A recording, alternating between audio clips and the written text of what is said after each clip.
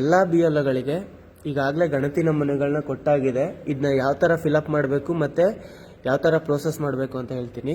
ಮೊದಲಿಗೆ ನೀವು ಈ ಗಣತಿ ನಮೂನೆಗಳನ್ನ ಮಾತ್ರ ವೋಟರ್ ಕಡೆಯಿಂದ ಇಸ್ಕೋಬೇಕು. ಫಿಲಪ್ ಮಾಡಿ ಯಾವುದೇ ಡಾಕ್ಯುಮೆಂಟ್ ಈಗ 2002 ಅಲ್ಲಿ ಇರಲಿ ಇಲ್ಲದೆ ಇರಲಿ ಯಾವುದೇ ಡಾಕ್ಯುಮೆಂಟ್ ಕಲೆಕ್ಟ್ ಮಾಡೋಂಗಿಲ್ಲ. ಯಾಕಂದರೆ ಅದು ಹಿಯರಿಂಗ್ ಟೈಮಲ್ಲಿ ಅವರಿಗೆ ನೋಟಿಸ್ ಕೊಟ್ಟು ಅವರು ಡಾಕ್ಯುಮೆಂಟ್ನ ಸಬ್ಮಿಟ್ ಮಾಡಬೇಕಾಗ್ತದೆ. ಸೊ ನೀವು ಯಾವುದೇ ವೋಟರ್ ಕೈಯಿಂದನೂ ಡಾಕ್ಯುಮೆಂಟ್ ಇಸ್ಕೊಳ್ಳೋಂಗಿಲ್ಲ. ಜಸ್ಟ್ ಇದೊಂದು ಫಾರ್ಮ್ನ ನೀಟಾಗಿ ಫಿಲಪ್ ಮಾಡಿ ಅವ್ರದ್ದು ಅಥವಾ ಅವ್ರ ಮನೆಯವ್ರದ್ದು ಸೈನ್ ಮಾಡಿಸಿ ಮಾತ್ರ ತಗೊಂಡು ನಿಮ್ಮ ಮೊಬೈಲ್ಗಳಲ್ಲಿ ಅಪ್ಡೇಟ್ ಮಾಡಬೇಕಷ್ಟೆ. ಬೇರೆ ಏನು ನೀವು ಡಾಕ್ಯುಮೆಂಟ್ ಕಲೆಕ್ಟ್ ಮಾಡೋಂಗಿಲ್ಲ. ಸೊ ಯಾವ ಥರ ಫಿಲಪ್ ಮಾಡೋದಂತ ಹೇಳ್ಕೊಡ್ತೀನಿ. ಮೊದಲಿಗೆ ನಿಮ್ಮ ಜೊತೆ 2002 ಡೀಟೇಲ್ಸ್ ಇರ್ತದೆ. ನಿಮ್ಮ ಏರಿಯಾದಾದ್ರೆ 2002 ಡೀಟೇಲ್ಸ್ ಇಟ್ಕೊಂಡಿರ್ತೀರಾ. ಈಗ ಇವ್ರು ಬೇರೆ ಕಡೆಯಿಂದ ಬಂದಿದ್ರೆ ಅವರಿಗೆ ಟೈಮ್ ಕೊಟ್ಬಿಟ್ಟು ಇಷ್ಟು ದಿನದೊಳಗೆ ನಮಗೆ ತಲುಪಿಸಿ ಅಂತ ಹೇಳಿ ಡೀಟೇಲ್ಸ್ ಕಲೆಕ್ಟ್ ಮಾಡಿಕೊಂಡು ಸೊ ತಲುಪಿಸ್ತಾರೆ. ಸೊ ಇವಾಗ ಯಾವ ಥರ ಮಾಡೋದಂತ ಹೇಳ್ತೀನಿ ನೋಡಿ. ಇಲ್ಲಿ ಪ್ರೆಸೆಂಟ್ ಇರುವಂಥ ಹೆಸರಿರುತ್ತೆ, ಮತದಾರರ ಹೆಸರು. ಇದು ನಮ್ಮ ಅಮ್ಮಂದು, ನಂದು, ಹಾಗೆ ನನ್ನ ತಮ್ಮದು. ಸೊ ಒಂದು ಫ್ಯಾಮಿಲಿಲಿ ಇರುವಂಥದ್ದನ್ನ ಹೆಂಗೆ ಫಿಲಪ್ ಮಾಡೋದು ಅಂತ ಹೇಳ್ಕೊಡ್ತೀನಿ. ಅಥವಾ ಸಿಂಗಲ್ ಇದ್ರೂ ಸೇಮ್ ಇದೇ ಥರ ಪ್ರೊಸೆಸ್ ಇರ್ತದೆ. ಇವಾಗ ಅವ್ರದ್ದು ಹೆಸರು ಇರ್ತದೆ, ಅವ್ರದ್ದು ಎಪಿಕ್ ನಂಬರ್ ಇರುತ್ತೆ, ಅವ್ರದ್ದು ವಿಳಾಸ ಇರ್ತದೆ, ಕ್ರಮ ಸಂಖ್ಯೆ ಇರ್ತದೆ, ಭಾಗ ಸಂಖ್ಯೆ ಇರ್ತದೆ, ಮತ್ತು ವಿಧಾನಸಭಾ ಕ್ಷೇತ್ರದ ಹೆಸರು ಕೂಡ ಇರ್ತದೆ. ಸೊ ಇಲ್ಲಿ ಇತ್ತೀಚಿನ ಭಾವಚಿತ್ರ ಲಗತ್ತಿಸಿ ಅಂತ ಇದೆ. ಸೊ ಎಲ್ಲ ಕಂಪಲ್ಸರಿಯಾಗಿ ಇಲ್ಲಿ ಫೋಟೋ ಹಾಕ್ಲೇಬೇಕು, ಯಾರು ಕೂಡ ಮಿಸ್ ಮಾಡಂಗಿಲ್ಲ. ಸೊ ವೋಟರ್ಗೆ ಹೇಳಿ ಇಲ್ಲಿ ಪ್ರೆಸೆಂಟ್ ಇರೋದು ಒಂದು ಸ್ಟ್ಯಾಂಪ್ ಸೈಜ್ ಫೋಟೋನು ಅಥವಾ ಪಾಸ್ಪೋರ್ಟ್ ಸೈಜ್ ಫೋಟೋನ ಅಂಟಿಸಿ ಅಂತ. ಸೊ ಅದಾದ್ಮೇಲೆ ಇಲ್ಲಿಗೆ ಬರ್ತೀರಾ. ಇಲ್ಲಿ ನೋಡಿ, ಇಲ್ಲಿ 3 ಥರ ಬಾಕ್ಸಸ್ ಇದೆ. ಸೊ ಇಲ್ಲಿ ಈ ಮೇಲ್ಗಡೆ 2 ಬಾಕ್ಸಸ್ ಅಲ್ಲಿ ನೀವು ಬರೀ 2002ನೇ ಡೀಟೇಲ್ಸೇ ತುಂಬಬೇಕು. ಇಲ್ಲಿ 2000 ಇಲ್ಲಿ ನೋಡಿ ಮತದಾರರ ಹೆಸರು ಉಂಟು, ಇಲ್ಲಿ ವಿಧಾನಸಭಾ ಕ್ಷೇತ್ರ ಉಂಟು, ಇಲ್ಲಿ 208 ಮಡಿಕೇರಿ ಅಂತ ತುಂಬಿಡೋದು, 209 ವಿರಾಜಪೇಟೆ ಅಂತ ತುಂಬಿಟ್ರೆ ತಪ್ಪಾಗ್ಬಿಡ್ತದೆ. ಸೊ ಈ 2 ಬಾಕ್ಸಸ್ ಏನಿದೆಯೋ ಅದು ಕೇವಲ 2002ನೇ ಇಸ್ವಿದು ಡೀಟೇಲ್ಸ್ ಮಾತ್ರ ತುಂಬಬೇಕು. ಈ ಜನ್ಮ ದಿನಾಂಕ ಅಂತ ಇದೆಯಲ್ಲ, ಈ ಕೆಳಗಡೆ ಬಾಕ್ಸಸ್ನ ಈ ಬಾಕ್ಸಸ್ನ ನೀವೇನು ತುಂಬಬೇಕಂದ್ರೆ ಪ್ರೆಸೆಂಟ್ ಡೀಟೇಲ್ಸ್ನ ತುಂಬ್ತೀರಾ. ಈ 2 ಬಾಕ್ಸಸ್ ಅಲ್ಲಿ 2002ನೇ ಇಸ್ವಿದು ಡೀಟೇಲ್ಸ್, ಈ ಬಾಕ್ಸ್ ಅಲ್ಲಿ ಈಗ ಪ್ರೆಸೆಂಟ್ ಇರೋ ಡೀಟೇಲ್ಸ್ನ ತುಂಬ್ತೀರಾ. ಯಾವ ಥರ ತುಂಬಬೇಕಂತ ಹೇಳಿದ್ರೆ, ಈಗ ನೋಡಿ, ಇಂದಿನ ವಿಶೇಷ ಸಮಗ್ರ ಪರಿಷ್ಕರಣೆಯ ಮತದಾರರ ಪಟ್ಟಿಯಲ್ಲಿನ ಮತದಾರರ ವಿವರಗಳು ಅಂತ ಒಂದು ಬಾಕ್ಸಲ್ಲಿ ಇದೆ. ಇಂದಿನ ವಿಶೇಷ ಸಮಗ್ರ ಪರಿಷ್ಕರಣೆ ಮತದಾರರ ಪಟ್ಟಿಯಲ್ಲಿ ಮತದಾರರ ಸಂಬಂಧಿತ ವಿವರಗಳು ಅಂತ ಇದೆ. ಯಾವ ಬಾಕ್ಸಲ್ಲಿ ಯಾವ್ದನ್ನ ತುಂಬಬೇಕಂದ್ರೆ, ಈಗ ಇವರು ಅನ್ಸೂಯ ಅನ್ನೋರ್ದು ಇಲ್ಲಿ 2002ನೇ ಡೀಟೇಲ್ಸ್ ಅಲ್ಲಿ ಇದೆ. ಸೊ ಅದನ್ನ ಈ ಫಸ್ಟ್ ಬಾಕ್ಸಲ್ಲಿ ತುಂಬ್ತೀರಾ, ಲೆಫ್ಟ್ ಸೈಡಲ್ಲಿ ಬಾಕ್ಸಲ್ಲಿ ತುಂಬ್ತೀರಾ. ಈಗ ಇವ್ರದ್ದು ಡೀಟೇಲ್ಸ್ ಇಲ್ಲ, ಇವ್ರ ತಂದೆ ತಾಯಿದು ಡೀಟೇಲ್ಸ್ ಇದೆ ಅಂತ ಹೇಳಿದಾಗ, ತಂದೆ ತಾಯಿ ಅಥವಾ ಅಜ್ಜ ಅಜ್ಜಿ ಡೀಟೇಲ್ಸ್ ಇದೆ ಅಂತ ಹೇಳಿದಾಗ ಈ ಕಡೆ ತುಂಬ್ತೀರಾ. ಅದನ್ನ ಯಾವ ಥರ ತುಂಬಬೇಕು ಅಂತ ಹೇಳ್ತೀನಿ. ಇವಾಗ ಇಲ್ಲಿ ಮತದಾರರ ಹೆಸರು ಅಂತ ಇದೆ. ಮತದಾರರ ಹೆಸರು ಇವಾಗ ಅನುಸೂಯ ಎಚ್ ಆರ್ ಅನುಸೂಯ ಅಂತ ಇದೆ. ಇಲ್ಲಿ ಕೂಡ ಎಚ್ ಆರ್ ಅನುಸೂಯ ಅಂತ ಬರೆದ್ರೆ ತಪ್ಪಾಗ್ತದೆ. ಸೊ ಇಲ್ಲಿ ಯಾವ ಥರ ಇದೆಯೋ ಅದೇ ಥರ ಇಲ್ಲಿ ಫಿಲ್ಅಪ್ ಮಾಡಬೇಕು. ಇಲ್ಲಿ ನೀವು ಏನೇ ಫಿಲ್ಅಪ್ ಮಾಡಿ ಅದು 2002 ಡೀಟೇಲ್ಸ್ ಆಗಿರಬೇಕು. ಇಲ್ಲಿ ಒಂದು ಈಗ ಪ್ರೆಸೆಂಟ್ ಸಂಬಂಧಿ ಹೆಸರು ಗಂಡ ಇರ್ತಾರೆ, ಅವಾಗ ತಂದೆ ಇತ್ತು ಅಂದಾಗ ಈಗ ಅದು ಗಂಡನ ಹೆಸರು ಬರೀಬೇಡಿ, ಅವಾಗ ಅದು ಬರಿಬೇಕು. ಸೊ ಇಲ್ಲಿ ನೋಡಿ ಅನಸೂಯ ಅಂತ ಇದೆ. ಸೊ ಅದೇ ಥರ ಇಲ್ಲಿ ಬರಿಬೇಕು, ಅನಸೂಯ ಅಂತ ಬರಿತೀನಿ. ಆಯ್ತಾ. ಇಲ್ಲಿ ಮತದಾರರ ಭಾವಚಿತ್ರ ಗುರುತಿನ ಚೀಟಿ ಸಂಖ್ಯೆ ಲಭ್ಯವಿದೆ ಅಂತ. ಮತದಾರರ ಗುರುತಿನ ಚೀಟಿ ಸಂಖ್ಯೆ ಈಚೆ ಇರುತ್ತೆ ನಿಮಗೆ. ಆಯ್ತಾ. ಕೆಲವೊಬ್ರದ್ದಿಲ್ಲ, ಕೆಲವೊಬ್ರದ್ದಿದೆ. ಸೊ ಬರೆಯೋದಾದ್ರೆ ಇಲ್ಲಿ ಇದು ಆಪ್ಷನಲ್ ಆಗಿರ್ತದೆ. ಇದ್ರೆ ಬರಿಬೋದು, ಇಲ್ಲಾಂದ್ರೆ ಇಲ್ಲ. 177484 ಅಂತ ಹಾಕ್ತೀರಾ. ಸಂಬಂಧಿ ಹೆಸರು ನೋಡ್ತೀರಾ, ಇಲ್ಲಿ ಸಂಬಂಧಿ ಹೆಸರು ಇಲ್ಲಿ ಯಾವ್ದಿದೆ ಅದೇ ಬರೀಬೇಕು. ಇಲ್ಲಿ ಅವ್ರದ್ದು ತಂದೆ ಹೆಸರಿದ್ರೆ ತಂದೆ ಹೆಸರು ಅಂತಾನೆ ಹಾಕ್ಬೇಕು, ಇಲ್ಲಿ ತಂದೆ ಅಂತಾನೆ ಬರೀಬೇಕು. ಸೊ ಇಲ್ಲಿ ಗಂಡನ ಹೆಸರು ಹಾಕಿದ್ದಾರೆ. ಸೊ ಮಂಜುನಾಥ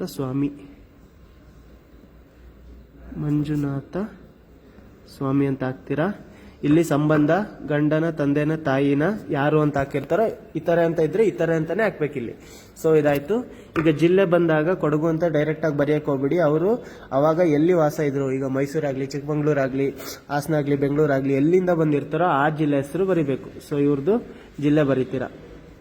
ರಾಜ್ಯ ಕೂಡ ಅವರು ಬೇರೆ ರಾಜ್ಯದಿಂದ ವಲಸೆ ಬಂದಿದ್ರೆ ಅಲ್ಲಿದ್ದು ಜಿಲ್ಲೆ ಮತ್ತೆ ರಾಜ್ಯ ಯಾವ್ದು ಅಂತ ತಿಳ್ಕೊಳ್ಳಿ, ವಿಧಾನಸಭಾ ಕ್ಷೇತ್ರ ತಿಳ್ಕೊಳ್ಳಿ, ಬರೀರಿ.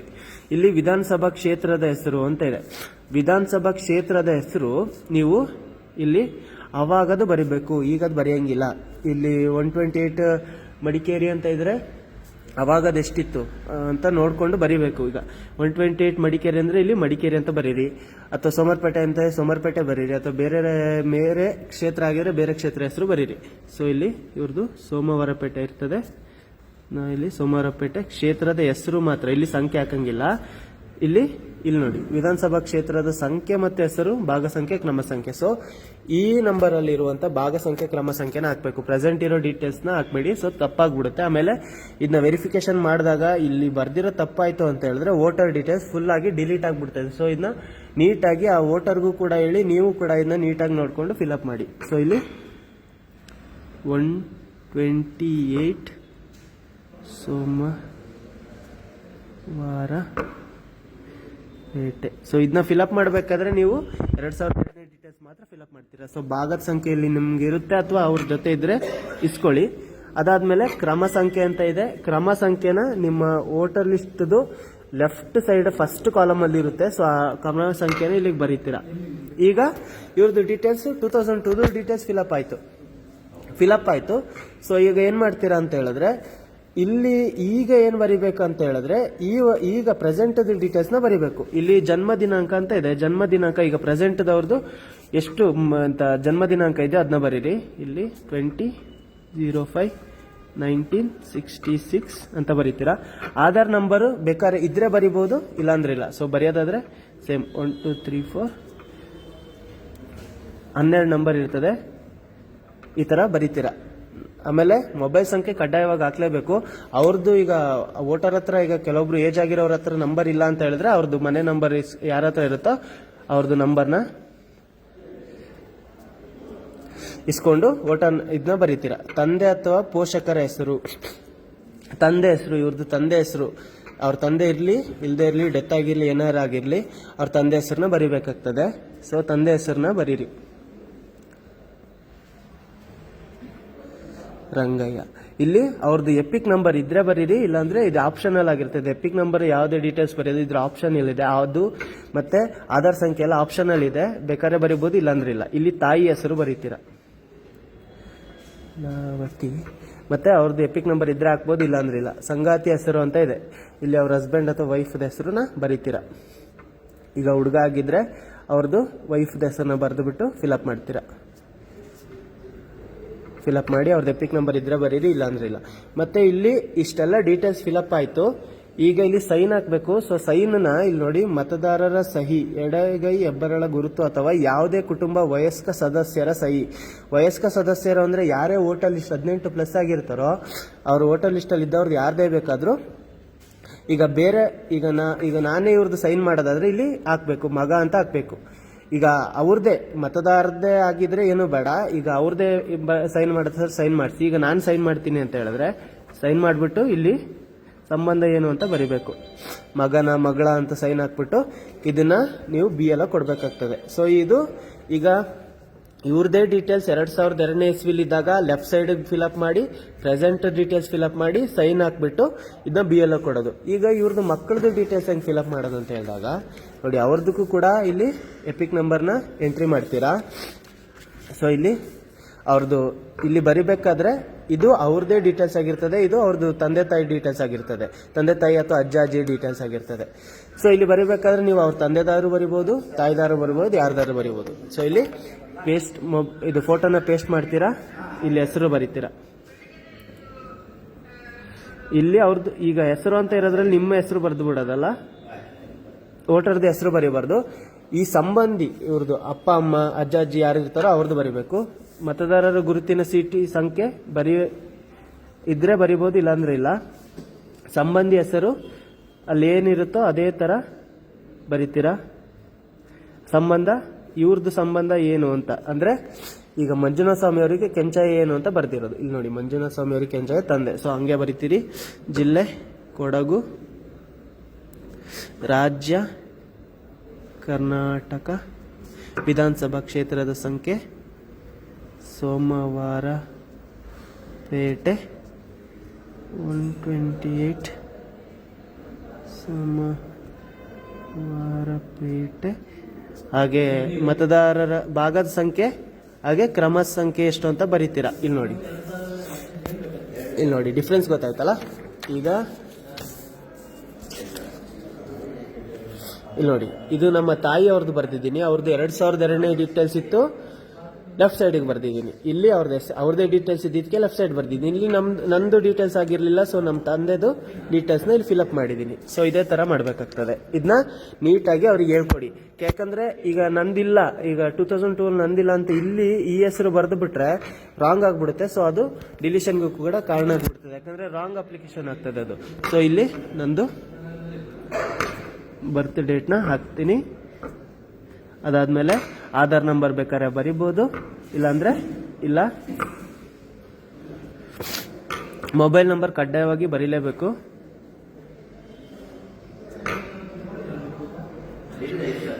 ತಂದೆ ಹೆಸರು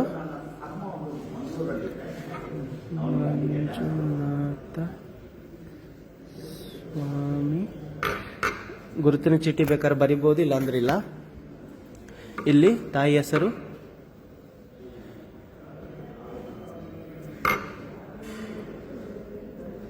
ನಸೂಯ. ಇವ್ರದ್ದು ಇವಾಗ ಎಪಿಕ್ ನಂಬರ್ ನನಗೆ ಸಿಗುತ್ತೆ, ಇಲ್ಲೇ ಸಿಗುತ್ತೆ. ಎಪಿಕ್ ನಂಬರ್ ಬರೆದ್ರೆ ಒಳ್ಳೇದು. ಕೆಲವೊಂದು ಕಡೆ ಸಿಕ್ಕಿಲ್ಲ ಅಂತ ಹೇಳಿದಾಗ ಅದನ್ನ ಬಿಟ್ಬಿಡಕ್ಕೆ ಹೇಳಿ. ಇಲ್ಲಿ ಎಪಿಕ್ ನಂಬರ್ ಅವ್ರದ್ದಿದ್ರೆ ಅದನ್ನ ಬರೆಯಕ್ಕೆ ಹೇಳಿ. 3023 ಇದು ಬರೆದು ಇಲ್ಲಿ ಮದುವೆ ಆಗಿದ್ರೆ ಅವ್ರದ್ದು ಡೀಟೇಲ್ಸ್ನ ಬರಿಬೋದು, ಇಲ್ಲಾಂದ್ರೆ ಖಾಲಿ ಬಿಡಕ್ಕೆ ಹೇಳಿ. ಖಾಲಿ ಬಿಟ್ಬಿಟ್ಟು ಇವಾಗ ನಂದು ಸೈನ್ ಹಾಕ್ತೀನಿ. ಆಯ್ತಾ? ಸೈನ್ ಹಾಕ್ಬಿಟ್ಟು ಫಿಲಪ್ ಮಾಡಬೇಕು. ಇದನ್ನು ಕೂಡ ಅದೇ, ಈಗ ಮನೇಲಿ ಯಾರದೇ ಇದ್ರು ಇದು ಕೂಡ ಅದೇ ಥರ ಫಿಲಪ್ ಮಾಡಬೇಕು. ಸೊ ಇದನ್ನ ಬಿಡ್ತೀನಿ. ಜಸ್ಟ್ ಇದು ನೋಡಿ, ಈಗ ಇಲ್ಲಿ ನಿಮಗೆ ಗೊತ್ತಾಯ್ತು ಯಾವ ಥರ ಫಿಲಪ್ ಮಾಡೋದಂತ. ಇಲ್ಲಿ ನೋಡಿ, ಇವ್ರದ್ದೇ ಡೀಟೇಲ್ಸ್ 2002ನೇ ಇಸ್ವಿಲಿದೆ. ನಾನು ಲೆಫ್ಟ್ ಸೈಡಿಗೆ ಅವ್ರದ್ದು 2002ನೇ ಡೀಟೇಲ್ಸ್ ಬರೆದೆ. ಇಲ್ಲಿ ಪ್ರೆಸೆಂಟ್ ಡೀಟೇಲ್ಸ್ ಬರೆದೆ. ಇಲ್ಲಿ ನಾನೇ ಸೈನ್ ಹಾಕ್ತೆ. ಇಲ್ಲಿ ಮಗ ಅಂತ ಹೇಳ್ಬಿಟ್ಟು ನಾನು ಸೈನ್ ಹಾಕ್ತೆ. ವೋಟರ್ದು ಸೈನ್ ಹಾಕಿದ್ರೆ ಇಲ್ಲಿ ಏನು ಸಂಬಂಧಿ ವಿವರ ಬೇಡ. ನೆಕ್ಸ್ಟು ಇಲ್ಲಿ 2002 ನಂದು ಡೀಟೇಲ್ಸ್ ಇಲ್ಲ, ನಮ್ಮ ತಂದೆ ಅಥವಾ ತಾಯಿದು ಬರೀತೀನಿ, ಅಥವಾ ಅಜ್ಜ ಅಜ್ಜಿದು ಡೀಟೇಲ್ಸ್ನ ಬರೀತೀನಿ. ಇಲ್ಲಿ ಪ್ರೆಸೆಂಟ್ ನಂದು ಜನ್ಮ ದಿನಾಂಕ ಬರೀತೀನಿ. ಆಧಾರ್ ನಂಬರ್ ಬೇಕಾದ್ರೆ ಬರೀಬೋದು, ಇಲ್ಲಾಂದ್ರೆ ಇಲ್ಲ. ಮೊಬೈಲ್ ನಂಬರ್ ಹಾಕ್ತೀನಿ, ತಂದೆ ಹೆಸರು ಬರೀತೀನಿ, ತಾಯಿ ಹೆಸರು ಬರೀತೀನಿ. ಯಾರ್ದು ಎಪಿಕ್ ನಂಬರ್ ಇದ್ದರೆ ಅದನ್ನ ಹಾಕಿ, ಇಲ್ಲಾಂದ್ರೆ ಬಿಟ್ಬಿಡಿ. ಮದುವೆ ಆಗಿದ್ರೆ ಗಂಡ ಹೆಂಡ್ತಿದು ಹೆಸರು ಬರೀರಿ, ಅಥವಾ ಆಗಿಲ್ಲ ಅಂದ್ರೆ ಖಾಲಿ ಬಿಟ್ಬಿಟ್ಟು ಸೈನ್ ಹಾಕಿ BLO ಕೈಲಿ ಕೊಟ್ಟ ಮೇಲೆ ನೀವು BLO ಆ್ಯಪಲ್ಲಿ ಇದನ್ನ ಅಪ್ಡೇಟ್ ಮಾಡಬೇಕಾಗ್ತದೆ. BLO ಆ್ಯಪಲ್ಲಿ ಅಪ್ಡೇಟ್ ಮಾಡೋದು ಒಂದ್ಸಲ ವಿಡಿಯೋ ಮಾಡಿ ಹಾಕ್ತೀನಿ. ಸದ್ಯಕ್ಕೆ ಫಾರ್ಮ್ ಫಿಲಪ್ ಮಾಡಿ ಕಲೆಕ್ಟ್ ಮಾಡ್ಕೋತೀರಾ. ಫಾರ್ಮ್ ಫಿಲಪ್ ಮಾಡಿ ಕಲೆಕ್ಟ್ ಮಾಡ್ಕೊಂಡಿದ್ದಕ್ಕೆ ಈಗ ಕೆಲವೊಬ್ರು ಡಾಕ್ಯುಮೆಂಟ್ ಇಲ್ಲ ಅಂತ ಹೇಳಿದ್ರೆ ಈಗ ಡಾಕ್ಯುಮೆಂಟ್ ಯಾವುದೇ ಕಲೆಕ್ಟ್ ಮಾಡಂಗಿಲ್ಲ. ಜಸ್ಟ್ ಈ ಫಾರ್ಮ್ಸ್ ಏನಿದೆ, 2 ಫಾರ್ಮ್ ಕೊಟ್ಟಿರ್ತಾರೆ. ಈಗ ಇದು ಇನ್ನೊಂದು ಕಾಪಿ ಅಂತ ಹೇಳಿದಾಗ 2 ಕಾಪಿನ ಟ್ಯಾಲಿ ಮಾಡಿ, ಈಗ ಇವರು ಅನಸೂಯ ಅವ್ರದ್ದು 2 ಫಾರ್ಮ್ ಇರುತ್ತೆ. ಸೊ 2 ಟ್ಯಾಲಿ ಮಾಡಿ ಏನಾದ್ರು ತಪ್ಪಿದ್ರೆ ಅದನ್ನ ಕರೆಕ್ಟ್ ಮಾಡಿಸ್ಬಿಟ್ಟು ಇಲ್ಲಿ BLO ರವರ ಸಹಿ ಅಂತ ಇದೆ, ಇಲ್ಲಿ ಸಹಿ ಮಾಡಿ 1 ಕಾಪಿ ನೀವು ಇಟ್ಕೋಬೇಕು, 1 ಕಾಪಿನ ವೋಟರ್ಗೆ ಕೊಡಬೇಕು. ಯಾಕಂದ್ರೆ ಅದು ವೆರಿಫಿಕೇಶನ್ ಟೈಮಲ್ಲಿ ಅವರು ವೋಟರ್ ತರಬೇಕಾಗ್ತದೆ. ನೀವು ಸೈನ್ ಮಾಡಿ ಕೊಟ್ಟಿರೋ ಕಾಪಿ ತರಬೇಕು, ಅಂದ್ರೆ ಮಾತ್ರ ವ್ಯಾಲಿಡ್. ಇಲ್ಲಿ ನಿಮ್ ಸೈನ್ ಇಲ್ಲ ಅಂತ ಹೇಳಿದ್ರೆ ಯಾವುದೇ ಫಾರ್ಮ್ ತಂದ್ರೂ ಕೂಡ ಅದು ವ್ಯಾಲಿಡ್ ಅಲ್ಲ. ಸೊ ನೀವು ಫಾರ್ಮ್ನ ಸೈನ್ ಮಾಡಿಬಿಟ್ಟು ಕೊಡಿ. ಈ ಥರ ನೀವು ಫಾರಂ ಫಿಲಪ್ ಮಾಡಬೇಕು. ಏನಾದರೂ ಡೌಟ್ ಇದ್ದರೆ, ನಿಮಗೆ ಗೊತ್ತಿಲ್ಲ ಅಂದರೆ ಫಸ್ಟ್ ಕೇಳ್ಕೊಳ್ಳಿ. ಒಂದು ಚೂರು ರಾಂಗ್ ಆಗಬಾರ್ದು, ಯಾಕಂದರೆ ರಾಂಗ್ ಆದರೆ ಒಂದು ಓಟೇ ಹೋಗ್ಬಿಡುತ್ತೆ. ಸೊ ಅದಕ್ಕೋಸ್ಕರ ನೀಟಾಗಿ ತಿಳ್ಕೊಳ್ಳಿ. ವಿಡಿಯೋನ ನೀಟಾಗಿ ನೋಡಿ, ನೀಟಾಗಿ ತಿಳ್ಕೊಳ್ಳಿ. ಗೊತ್ತಾಗಿಲ್ಲ ಅಂದರೆ ನಮ್ಮ ತಾಲೂಕು ಆಫೀಸ್ ಇದು ಎಲೆಕ್ಷನ್ ಸೆಕ್ಷನ್ ಅವ್ರನ್ನ ಕಾಂಟ್ಯಾಕ್ಟ್ ಮಾಡಿ, ಅದನ್ನ ನಿಮ್ಮ ಸೂಪರ್ವೈಸರ್ಸ್ನ ಕಾಂಟ್ಯಾಕ್ಟ್ ಮಾಡಿ. ಯಾವುದೇ ಕಾರಣಕ್ಕೂ ಈ ಫಾರ್ಮ್ ಮಾತ್ರ ತಪ್ಪಾಗಿ ಫಿಲಪ್ ಆಗಲೇಬಾರ್ದು. ಆಗ್ಬಿಟ್ರೆ ಇದೇನಾದ್ರು ಮಿಸ್ ಆಗಿ ಇಲ್ಲಿ ಅನಸೂಯನ ಬದಲು ಇವ್ರದ್ದು ಬೇರೆ ಡೀಟೇಲ್ಸ್ ಫಿಲಪ್ ಮಾಡ್ತು ಅಂತ ಹೇಳಿದ್ರೆ ಇವ್ರದ್ದು ಓಟೇ ಇರಲ್ಲ, ಡಿಲೀಟ್ ಆಗೋಗ್ತದೆ. ಸೊ ಅದಕ್ಕೋಸ್ಕರ ನೀವು ಇದನ್ನ ಫಿಲಪ್ ಮಾಡ್ಬೇಕಾದ್ರೆ ನೀಟಾಗಿ ನೋಡಿಕೊಂಡು, ಗೊತ್ತಾಗಿಲ್ಲ ಅಂದರೆ ಒಂದ್ಸಲ ಯಾರನ್ನಾರು ಕೇಳಿ ತಿಳ್ಕೊಂಡು ಇದನ್ನ ಫಿಲಪ್ ಮಾಡಿ. ಈ ರೀತಿ ಫಿಲಪ್ ಮಾಡ್ಕೊಂಡು ಇದನ್ನ ನಿಮಗೆ ತಗೊಂಡ್ರಾಯ್ತು. ಯಾವುದೇ ಡಾಕ್ಯುಮೆಂಟ್ ಕಲೆಕ್ಟ್ ಮಾಡೋಂಗಿಲ್ಲ. ವೆರಿಫಿಕೇಶನ್ ಮಾಡುವಾಗ ಅವರು ಡಾಕ್ಯುಮೆಂಟ್ ಸಬ್ಮಿಟ್ ಮಾಡಬೇಕು. ಸೊ ಅದಕ್ಕೋಸ್ಕರ ಡಾಕ್ಯುಮೆಂಟ್ ಕಲೆಕ್ಟ್ ಮಾಡಿಬಿಡಿ. ಜಸ್ಟ್ ಈ ಫಾರ್ಮ್ನ 2 ಕಾಪಿಯಲ್ಲಿ ಒಂದನ್ನ ಅವ್ರಿಗೆ ಕೊಡಿ, ಒಂದನ್ನ ನೀವು ಇಟ್ಕೊಳ್ಳಿ ಅಷ್ಟೇ.